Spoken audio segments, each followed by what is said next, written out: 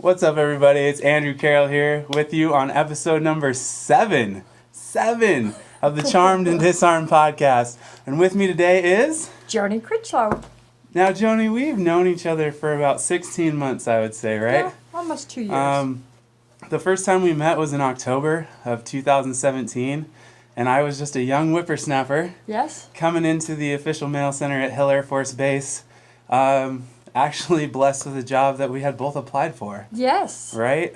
Yes, I should have been angry that you got it, but I wasn't. I smiled at her and went like this, and she was like, "Oh, you all darling." right. But in all seriousness, I came in. I think it'd be fair to say maybe with a little bit of an attitude, with some big ideas. Maybe Yeah. Is that better? Yeah, big ideas. Big ideas. And you guys had kind of been, it was basically the three of you in an office that was staffed for 5 to 6 people, really. We have been short-manned for a long time. And you guys had been holding it together. You were the glue of all of it. And I really did come in with the idea of shaking things up a little bit. Initially, I think, would it be fair to say that we had some communication trouble? Well, we kind of did. You came in and you were going to make all these changes, and, well, you weren't talking to me about it. And I'm like, whoa, wait just a minute. But we worked it out. We did, and it took some time. It really took some time. And I'm starting a new job in a few days, and I would really like to kind of talk about our story arc of how we have both grown. Mm-hmm. We've grown together. We had one individual who left the operation due to foundational differences in ideas, right? Right. And then some other people were blessed with some better opportunities too, and they moved on as well. Mm-hmm. But I think the first big step that we really took together was participating in a continuous process improvement event. Yes. That really started out our foundational communication growth. You want to talk a little bit about that? I think that when we started the whole CPI process, it was all of the little steps and processes that we take every day here. I think that opened up Drew's eyes. It certainly opened up my eyes. I kind of started to understand a little bit better the direction that he was wanting us to go, and that was a very good class for us. I think we spent about 4 months doing that. We did. And when it was all said and done, I don't think any one of us had a question of what we do here every single day. Right? Absolutely. And it was really a great exercise in team building because everyone from the lowest level of mail clerk and all the way up to my level, and even leadership, our civilian director, got kind of hands-on in that project and really saw what we do here. Right. It helped us to have obviously a continuum, a step-by-step guide of how we do things here. If somebody's gone, you could hand them the continuity binder and say, here are the steps in the process, and this is how we try to do our job right. Yeah. And I was coming in here to work for the Air Force as a civilian, but I had military postal experience, so I was familiar with the regulations, and you guys had just been making it work. Right. And nobody was really ever guiding you. Right. We didn't. We weren't as well versed on the regulations as Drew was. However, everything that we were doing, I don't think that we were doing anything illegal. No, not at all. Not at all. Absolutely but I think we were just trying to take the most common sense practices and say, okay, this seems to work for us, and that's what we did. And we were so short-handed for so long, and so we just kind of had to make it work the best that we possibly could. I like the continuity binder process. I like having step-by-step instructions. And I know as a civilian in this Air Force world, I know that every organization is really big on continuity binders, but they're wonderful. Because if somebody's not so familiar with the process, if you have a step-by-step in there where they can say, okay, I can figure this out, it makes everybody's life easier. Absolutely. Right? Absolutely. Yeah. So that was our first big step. Yeah. I think another thing, and feel free to talk about my mistakes and my really, it's great because I think my biggest takeaway and one of the most important things I've learned from this journey with you is that you can lead from anywhere, and you need to be able to identify your team dynamics and understand the value that each person brings to the table. And True. And I preached that when I got here, but now I feel like I truly live that. Right. And I've seen that same growth in you as well. I think so too. I think for the longest time here it was just try to come in and get the processes and the mail in and out and walk out of here with the day. But then we started to get some new people that were coming in. And boy, we've got some great people now, and you can see where they shine. And there's nothing more satisfying than watching somebody who's does really well at what they do, and everybody just loves them for that. Absolutely. They really are drawn to them. So right? here's a really cool fun fact about this. We've been doing customer comment cards for at least a year now, right? Yeah, about a year. We averaged 30 a month. Like, no joke, we averaged 30 a month. Out of that entire time, we had one negative comment card. One. And it wasn't even our fault. It was related to some outside program that had nothing to do with what we do here. So, I mean, we still wrote it, kept track of it, for feedback purposes. Right. But you guys are customer service people love rock us. stars. Yes. You and really are. I know we laugh about it and I joke about it, but we are customer service. We love our customers. All of us here do, and I think that definitely shows in the comment cards. And the fact that they come and visit us. They truly do. Even if they don't have mail. You guys get Christmas presents. We get Christmas presents. Yeah. We get Christmas cards. Yep. Yeah. And that's a testament to the culture that you have developed here. Like you are like I love you, and I love how far we've come. Like, this has seriously been a really, really cool journey together. And you're like the glue. You're the hub of this whole operation, Joanie. Well, I don't know about that, but at the same time, I mean, I've been here a long time. I've been over here for quite a while now, and I think that when you first came on board, I think there was lots of this is the way we should do it, and I wanted to say, well, maybe I think this is the way I should do it, and then I said, you know what, you're right, Drew. We're going to try it your way. You hear that, ladies? You hear that, ladies? We're going to try it your way, but it worked out okay. It really did, and he's got some great ideas, and we've been able to at least have a back. Sometimes he'll come in and he'll say, what do you think about this? And I'll think, I don't think that's a good idea at all. And he listens to me. I do. Look, behind every smart man is an even smarter woman. Is an even smarter woman. And you really have, I say you're the hub of this whole thing, but you have been critical to my success here. That you've been critical to the success of the team. You won't let any one of us fail. That's very true. I kind of sweep in. I sit in this office and I hear what's going on out there, and sometimes out goes the chair, and I'm now listening to what everybody is saying out there. She will slide out the I door. will. I get those wheels going, and I'm like, "Now, what are you talking about? What's going on here?" No. We're not doing it that way. And poor Nadine, I think, sometimes thinks, please don't talk to me when I'm on the phone, but I'm trying to direct her in the right, what questions to ask. We both have that going on. As soon as we hear something off, our ears perk up. Pretty soon it's like, I got to go out there and see what's going on. Somebody's trying to take advantage of one of my people.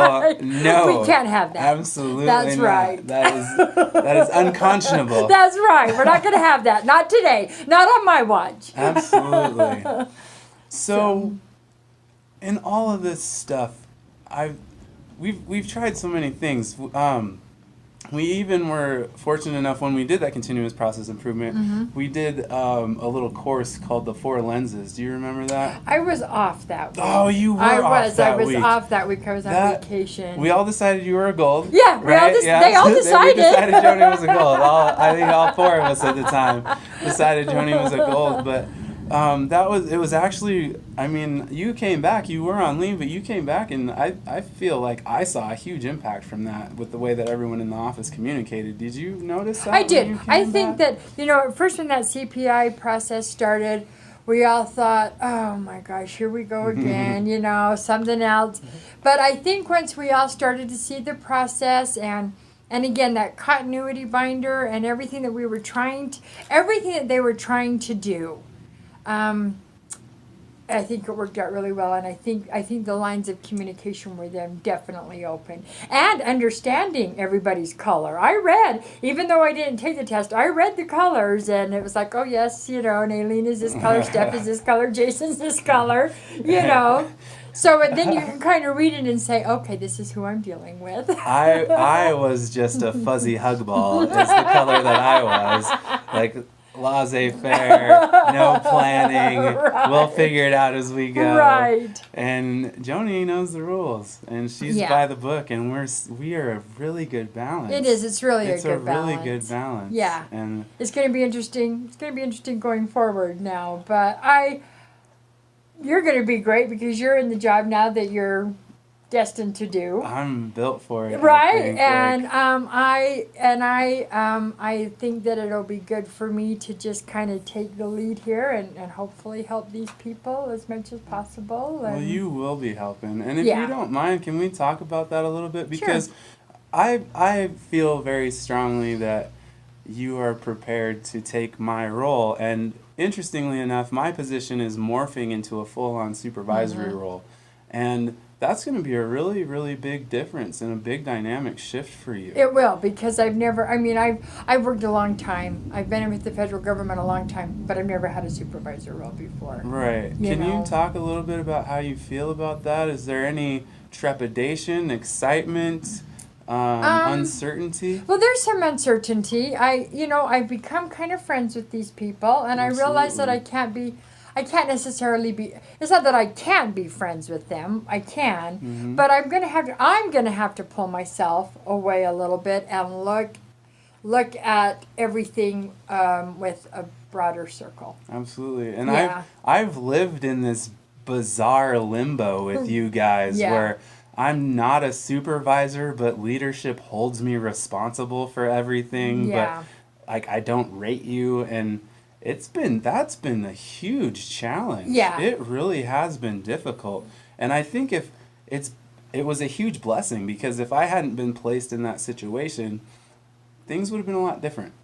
And not in a negative way, but just the way that I would have been able to lead or manage or supervise, I wouldn't have been not forced. Forced isn't the right word, but I wouldn't have had to be as creative in how we got things done. Does that make sense? That's true. So your hands were kind of tied here. I can't do that. I'm not the supervisor. Yep. But I've got to come up with a result or a plan or an idea or a process. Now, how do I do that without stepping on toes? Right? Absolutely. Right. And it's been at times frustrating, and at times it's like, I look back on it now and I wouldn't change a thing. I really wouldn't change a thing, because it forced me to grow so much. And it's kind of on both sides of the coin again, I really genuinely like everyone that works here. Fortunately, I didn't have to rate them, but I've been in that situation before too, and I was 22 or 23, and I was a staff sergeant in the Air Force, and now all of a sudden I'm supervising my peers that I was drinking with on the weekends every weekend. Right. That it's a tough shift. Yeah. It's a tough shift, and you're totally ready. I'm totally ready. You're absolutely I ready really think that I can take the rose-colored glasses off. I really do, and I'm hoping that I can. All I can do is try, right? Absolutely. I really think that and again, I'm going to be honest with you with that USA jobs. I don't know how. I'm not all that confident. Speaking of which, if you ever need help with USA jobs, he's your guy. Your guy. I'm pretty good with that stuff. But I'm hoping that everything goes well, and because I do like this dynamic here. I do like the customer service side of the house, and it's a job that I understand. Absolutely. You know, I've made very good acquaintances base wide. All organizations are coming over here, and so there's nearly. I want to be careful about specifics here and everything.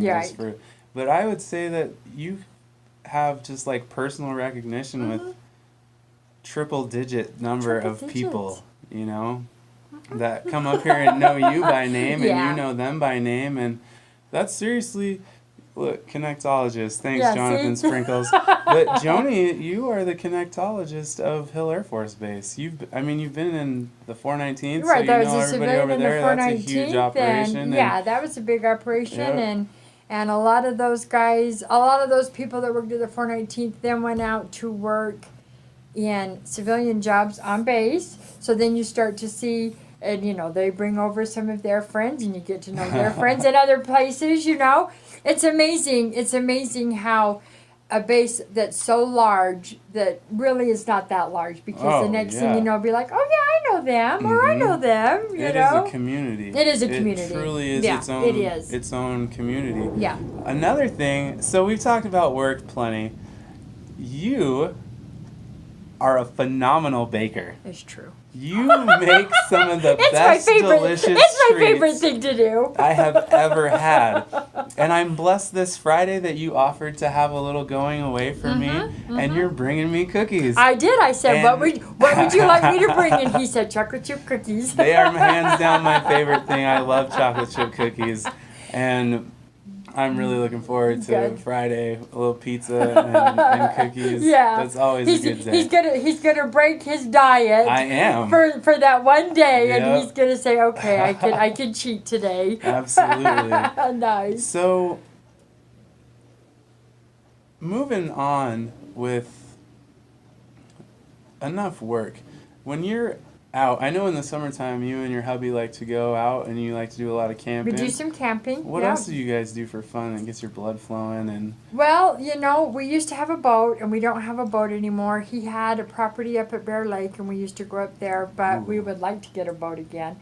But I think, you get older and you start to... You don't go out drinking. I don't go out drinking nearly as much as I used to. I was a little bit more wild in my younger days, but I think for us it's family, spending time together. If anybody knows me, my little home, my family, and my home is my sanctuary. I really, that's where I want to be. And I only have one son, but he just got married. Ooh. But anytime they come and visit, I'm so happy to see them. But I have brothers, and all of us are very close. All of my brothers and my sister-in-laws and my nieces and nephews they're all right here. Mm-hmm. So family is very, very close, and that's just like I like it. I really like it that way. Awesome. Yeah. Fantastic. So we like to go camping. We like to spend some time outdoors. Baseball, we like baseball. Yes, you know the stats. So I know too. the stats. Yep, so I kind of like baseball. And so, I'm hoping to retire one day, and I don't know. I don't think I want to live in a trailer, but I want to go traveling in my trailer. So you're on your way to your high 3 here. I know. Right? I'm very excited about that. Are you pretty close to retirement then? I have the years. I don't have the age. So because you're only 35, right? Because I'm only 35. Only 35. I've only got 34 years. Go figure that, right? Just straight to work. Yeah, right? So, Joanie, to close out, I always like to ask everyone, if there was just one thing you could share with the local community, the nation, whoever, that would just bring people closer together, what would you like to tell people? What would be your parting message? My parting message is be kind. Be kind. Be kind. I love it. A smile, a smile, and a kind and thoughtful, hey, how are you? Or, even to a stranger, because we deal with strangers here, right? Oh, yeah. All the Every time. day. Hi, how are you today? Great, how are you? I don't know if that changes anybody, but it makes me feel good. Stay humble, stay kind. I love That's it. it. I love it. That's what I'm going to say. Stay humble, stay kind. Fantastic. So stay humble, stay kind. Be kind right now. That's Subscribe right. to the YouTube channel. Find me on Instagram, Andrew Carroll Presents. Give a shout out to Joanie C. She Yes. is absolutely fantastic. We've come a long way together, we and have. I'm incredibly grateful. Well, thank for you. everything And I'm you've grateful done. for you too. Thank you, Joanie. Okay. We love you guys. See ya. Peace. Bye.